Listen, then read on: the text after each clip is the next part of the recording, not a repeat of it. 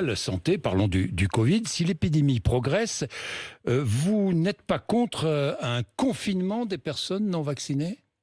Alors, il ne faut pas renverser les choses. Bon, Si la pandémie devait devenir à oui, nouveau incontrôlable, ce oui, que je souhaite pas, ce que je n'espère pas, oui. si la pandémie devait devenir incontrôlable et que notre immunité collective ne soit pas suffisante, moi ce que j'ai dit, c'est qu'il n'est pas question pour moi de reconfiner les personnes vaccinées. Les personnes qui ont été vaccinées, elles ont le droit aujourd'hui de vivre. C'est le principe même du Donc vaccin. ne seraient reconfinées que les personnes non vaccinées. À risque, les personnes qui risquent la Non mort aujourd'hui, vaccinées. qui risquent la mort aujourd'hui parce que Donc aujourd'hui on elles n'ont reconfine comme en Autriche. elles n'ont pas été Donc vaccinées. on reconfine comme en Autriche les personnes non vaccinées. Parce qu'on ne veut pas reconfiner toute la population, parce qu'il n'y a aucune raison de traiter de la même façon des personnes qui ont fait cet effort de se vacciner, de se protéger, et celles qui ont décidé librement, et je respecte leur liberté, de ne pas se vacciner.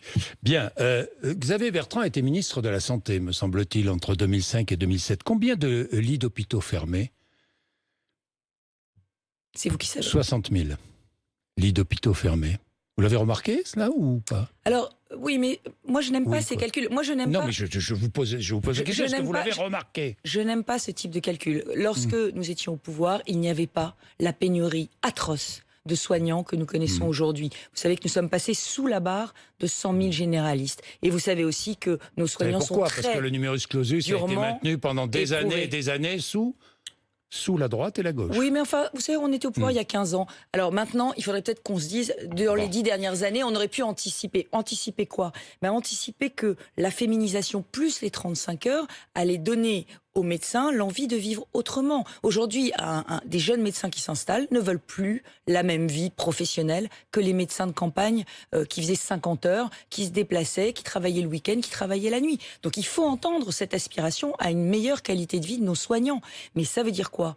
Ça veut dire que... Alors je reviens à vos fermetures de lits. Oui. Oui, il y a eu peut-être des fermetures de lits à un certain moment. Mais Oui, il y en a eu. oui, mais parce qu'il faut aussi imaginer une modernisation de l'hôpital. On peut faire de l'ambulatoire aujourd'hui. C'est-à-dire qu'on peut venir se faire opérer dans la journée, rentrer chez soi. On peut avoir aussi des lits Donc on a bien fait de fermer soins ces lits, ensuite. quoi. Non, je ne dis pas qu'on a bien fait de les fermer. Je dis que ces chiffres, on ne peut pas les examiner comme ça globalement.